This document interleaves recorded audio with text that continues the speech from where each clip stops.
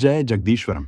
सम्यगाप्त पुरुष जगदीश्वरम के लिखित उपदेशों पर आधारित पॉडकास्ट की इस श्रृंखला में आज उनके दिनांक 7 अगस्त 2025 के उपदेश को आधार बना रहे हैं।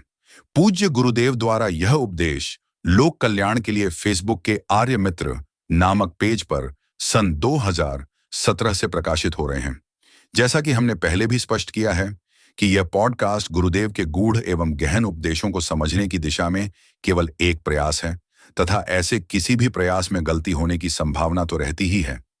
अतः सुधी दर्शक श्रोता गणों से अनुरोध है कि वे इस पॉडकास्ट को सुनते समय अपने विवेक का प्रयोग अवश्य करें तथा किसी भी शंका समाधान के लिए फेसबुक पर जगदीश्वरम के आर्य मित्र नामक पेज पर दिए मूल उपदेश को अवश्य पढ़ें।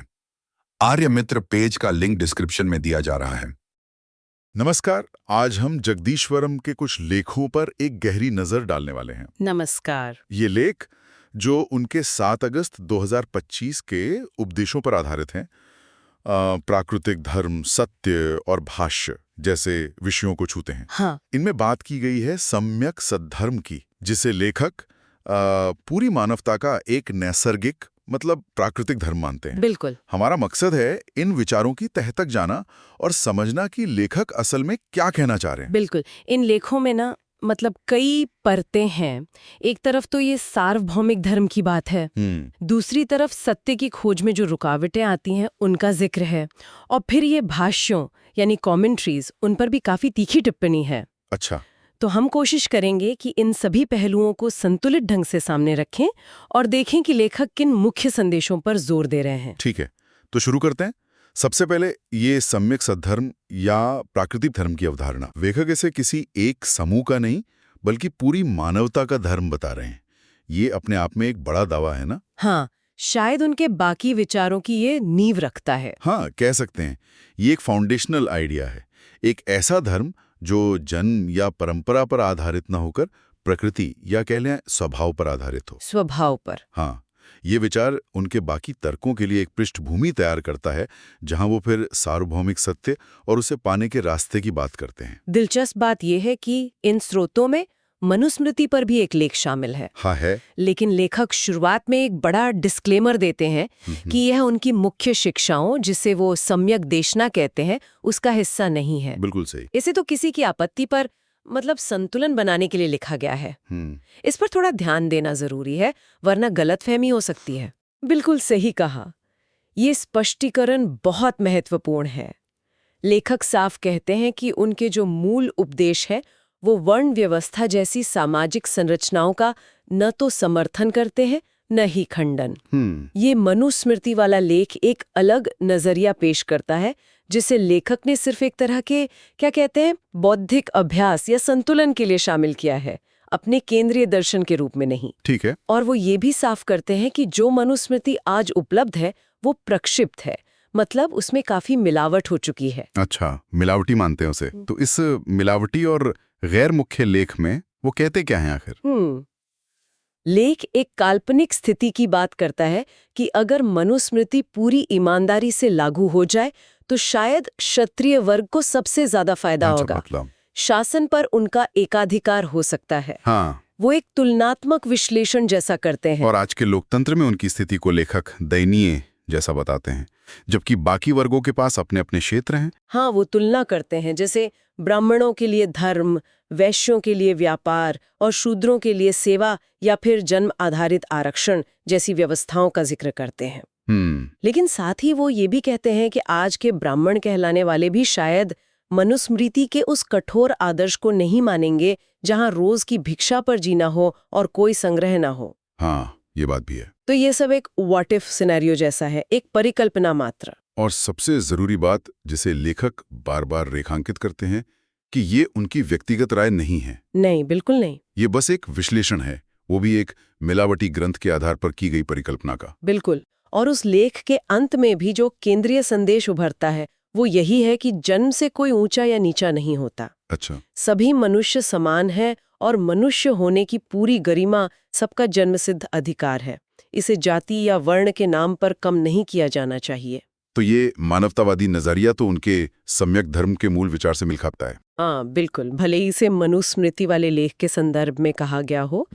तो इस खंडित और सशर्त लेख पर ज्यादा रुकने के बजाय शायद हमें लेखक के सत्य संबंधी मुख्य विचारों पर बढ़ना चाहिए।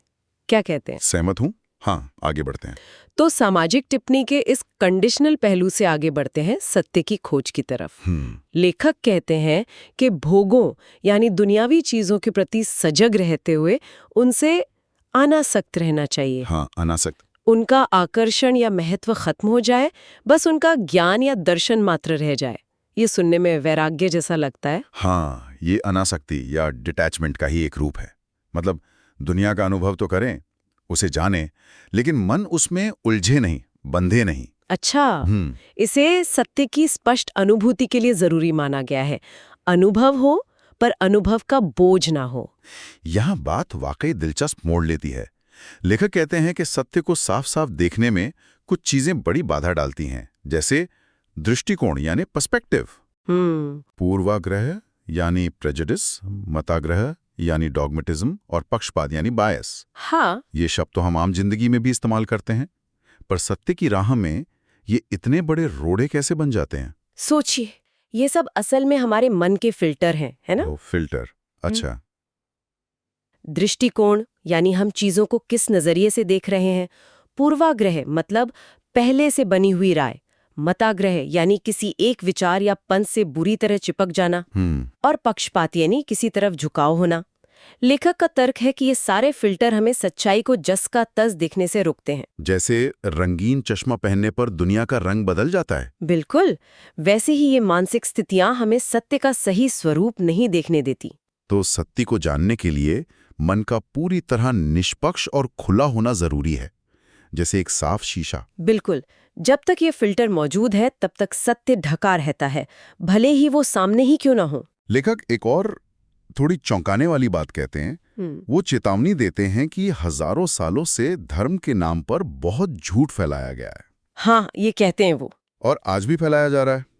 ये तो बहुत गंभीर आरोप लगता है। हाँ, और वो इसके उदाहरण भी देते हैं, जैसे काकभुशुंडी, लोमश ऋषि की वो चिरंजीवी होने की कहानियां। हाँ, सुना है। समुद्र मंथन, कल्पवृक्ष, कामधेनु, शेषनाग पर धरती का टिकना, बैकुंठ लोक वगैरह। अच्छा, इन सब को लेखक का कहना है कि ये सब काल्पनिक कथाएं हैं जिन्हें सच मान लिया गया है, और तथाकथित, उनके शब्दों में अंधभक्त कथावाचक इन्हें फैलाकर समाज में अंधविश्वास बढ़ा रहे हैं। इससे वो मिथ्या दृष्टि कहते हैं, यानी गलत समझ या भ्रमित नजरिया। सही कहा।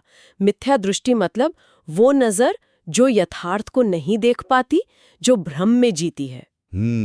लेखक मानते हैं कि ऐसी काल्पनिक कहानियों को सच मानने से लोग असलियत से कट जाते हैं, उनकी सोच स्पष्ट नहीं हो पाती, और ये भी सत्य की खोज में एक बहुत बड़ी बाधा है। तो पहले हमारे अपने मन के फिल्टर, और फिर बाहर से परोसा गया ये भ्रम। बिल्कुल, दोनों तरफ से रुकावट। अब आते हैं एक और बहुत महत्वपूर्ण बिंदु पर, जिस पर लेखक काफी जोर देते हैं।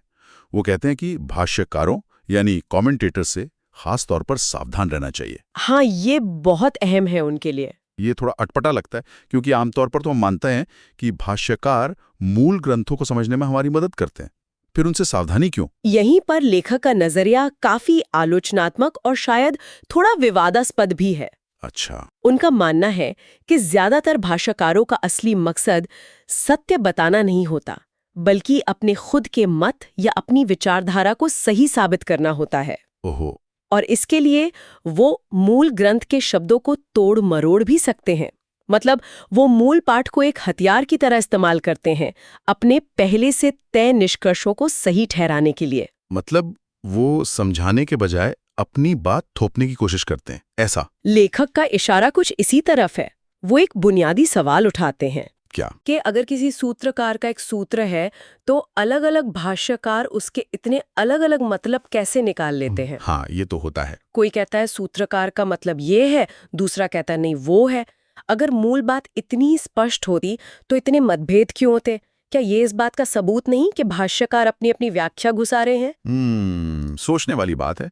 तो क्या लेखक इसके लिए सिर्फ भाष्यकारों को ही दोषी मानते हैं, या मूल सूत्र लिखने वालों की भी कोई जिम्मेदारी है इसमें? दिलचस्प बात यह है कि लेखक मूल सूत्रकारों को भी कटघरे में खड़ा करते हैं। उन्हें भी? हाँ, उनका तर्क है कि अगर मूल सूत्रकार की बात या संकेत पूरी तरह स्पष्ट होते, पहेली नुमा या अस्पष्ट न होते, तो कोई दूसरा उसकी अपनी मनमानी व्याख्या कर ही नहीं पाता। अच्छा। ये अस्पष्टता ही भाष्यकारों को अपनी बात सिद्ध करने का मौका देती है।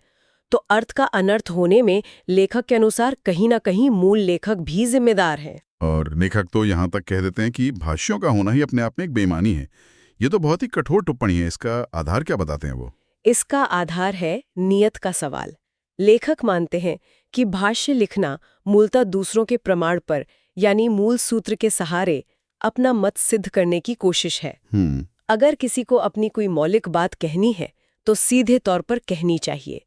किसी और के लिखे पर अपनी बात थोपना, येन केन प्रकारेण अपने मत को सही ठहराने के लिए दूसरे के कंधे का इस्तेमाल करना, इसी को लेखक बेईमानी कह रहे हैं। और अगर कोई भाष्यकार ये दावा करे कि सूत्रकार का असली मतलब तो है ही है जो मैं बता रहा हूं, तो लेखक उसे भी बेईमान मानते हैं। उसे भी? बिल्कुल, क्योंकि कोई कैसे निश्चित रूप से जान सकता है कि सदियों पहले लिखे गए किसी सूत्र का वही मतलब था। हाँ, ये तो मुश्किल है कहना। लेखक के अनुसार एक सच्चा ज्ञानी या सम्यक आप्त पुरुष जो होता है, उसकी बात स्वयं प्रमाणित होती है। उसे अपनी बात साबित करने के लिए किसी और के ग्रंथ या सूत्र का सहारा नहीं लेना पड़ता। उसकी बात में अपनी स्पष्टता और सच्चाई होती है। तो इस पूरी चर्चा का निचोड़ क्या निकलता है? ऐसा लगता है कि लेखक के लिए सत्य तक पहुंचने का रास्ता ईमानदारी और स्पष्टता से होकर गुजरता है ना? हाँ, बिल्कुल। किसी भी तरह का घालमेल, चाहे वो हमारे अपने पूर्वाग्रह हों या बाहर से थोपी गई कथाएं या फिर भाष्यों की ये व्याख्याएं, ये सब हमें सत्य से दूर ले जाते हैं। एकदम सही। पूरी निष्ठा, पूरी ईमानदारी, इसके बिना यथार्थ सत्य का मार्ग साफ नहीं हो सकता। ये लेखक का केंद्रीय संदेश लगता है। जब तक देखने वाला और कहने वाला पूरी तरह ईमानदार नहीं होगा, तब तक सत्य का दर्शन संभव नहीं है। अंत में लेखक कुएं के मेंढक का एक जाना पहचाना रूपक इस्तेमाल करते हैं। हाँ, करते हैं। ये रूपक तो हमने कई बार सुना है, पर यहाँ लेखक इसके जरिए क्या खास बात कहना चाह रहे हैं? यहाँ ये रूपक सीधे तौर पर बंद दृष्टिकोण या लिमिटेड पर्सपेक्टिव की सीमाओं को दिखाता है। अच्छा। जैसे मेंढक के लिए कुआं ही पूरी दुनिया है, वो उसके बाहर के विशाल संसार की कल्पना भी नहीं कर सकता। वैसे ही एक सीमित दृष्टिकोण वाला इंसान जो अपने पूर्वाग्रहों और मताग्रहों में जकड़ा हुआ है, वो सच्चाई के एक छोटे से टुकड़े को ही देख पाता है और उसी को पूरी हकीकत मान लेता है। तो ये रूपक उन मानसिक फिल्टरों से जुड़ता है जिनकी हमने पहले बात की थी, दृष्टिकोण, पूर्वाग्रह, मताग्रह। हाँ, बिल्कुल जुड़ता है। ये दिखाता है कि कैसे हमारे अपने बनाए हुए वैचारिक कुएं हमें सत्य के खुले आकाश को देखने से रोकते हैं। लेखक कहते हैं कि दृष्टिकोण में हमेशा देखने वाले दृष्टा और देखी जाने वाली चीज दृश्य के बीच एक फासला होता है, एक सीमा होती है जिससे भ्रम पैदा होता है। मतलब हम चीजों को सीधे नहीं देख पाते। हाँ, अपने नजरिए के चश्मे से देखते हैं। और इसका समाधान क्या है फिर? इस कुएं से बाहर कैसे निकला जाए? लेखक इसके लिए दर्शन मात्र की स्थिति की बात करते हैं। दर्शन मात्र? हाँ, ये वो अवस्था है जहां कोई दृष्टिकोण नहीं है, कोई फिल्टर नहीं है, दृष्टा और दृश्य के बीच कोई फासला नहीं है, बस शुद्ध देखना, शुद्ध जानना घटित होता है। अच्छा। इस स्थिति में सीमाओं के आर पार देखा जा सकता है। ये परम स्पष्टता की बंधन मुक्ति की अवस्था है, एक तरह से कुएं से निकलकर पूरे ब्रह्मांड को उसकी समग्रता में देखने जैसा। चलिए अब तक की इस चर्चा को समेटते हैं। हाँ। हमने जगदीश्वरम के प्राकृतिक धर्म के विचार को समझा, जो किसी समूह तक सीमित न होकर पूरी मानवता के लिए है। हमने मनुस्मृति पर उनकी सशर्त और सीमित टिप्पणियों को देखा। हाँ, वो भी देखा, जिसमें वो स्पष्ट करते हैं कि ये उनके मुख्य विचारों का हिस्सा नहीं है, उपलब्ध पाठ मिलावटी है और अंततः सभी मनुष्यों की समान गरिमा पर ही जोर देते हैं। फिर हमने सत्य की राह में आने वाली भीतरी बाधाओं, जैसे हमारे अपने दृष्टिकोण, पूर्वाग्रह और मताग्रह, और बाहरी बाधाओं जैसे धर्म के नाम पर फैलाई गई काल्पनिक कथाएं, जिन्हें मिथ्या दृष्टि कहा गया, हाँ, उन पर लेखक के विचारों को परखा। और हाँ, भाष्यों और भाष्यकारों पर उनकी तीखी आलोचना भी एक अहम हिस्सा थी। बिल्कुल। कैसे भाष्यकार अक्सर सत्य बताने के बजाय अपने मत को सिद्ध करने में लगे रहते हैं, और कैसे मूल ग्रंथों की अस्पष्टता भी इसमें भूमिका निभाती है। अंत में कुएं के मेंढक के रूपक के जरिए सीमित दृष्टिकोण से बाहर निकलकर दर्शन मात्र की अवस्था तक पहुंचने का आह्वान किया गया। जहां सत्य बिना किसी फिल्टर के अनुभव किया जा सके। एक बात जो इन सभी विचारों में बार बार उभर कर आती है वो है ईमानदारी और स्पष्टता पर जोर। हाँ, ये बहुत केंद्रीय है। चाहे वो सत्य की खोज में हो या अपनी बात कहने में। हाँ, और यही बात हमें एक गहरे सवाल पर सोचने को मजबूर करती है ना? क्या? लेखक जिस तरह भाष्यों को बेईमानी कहते हैं और अस्पष्टता के लिए मूल सूत्रकारों को भी जिम्मेदार ठहराते हैं, ये हमें अपनी बातचीत, अपने लेखन, अपने संवाद के बारे में सोचने पर विवश करता है। सही बात है। क्या हम अपनी बात इतनी साफ कोई और स्पष्टता से रखते हैं कि उसकी गलत व्याख्या की गुंजाइश कम से कम हो? ये बड़ा सवाल है। और जब हम दूसरों की व्याख्याएं सुनते हैं या पढ़ते हैं, तो क्या हम विवेक से ये पहचान पाते हैं कि कौन सी व्याख्या सच में समझ बढ़ाने में मदद कर रही है और कौन सी किसी छुपे हुए एजेंडे को आगे बढ़ा रही है? ये विवेक कैसे विकसित हो? ये सवाल इन लेखों से सीधे तौर पर जुड़ा है और इस पर हम सब शायद और विचार कर सकते हैं। भवतु सर्वमंगलम।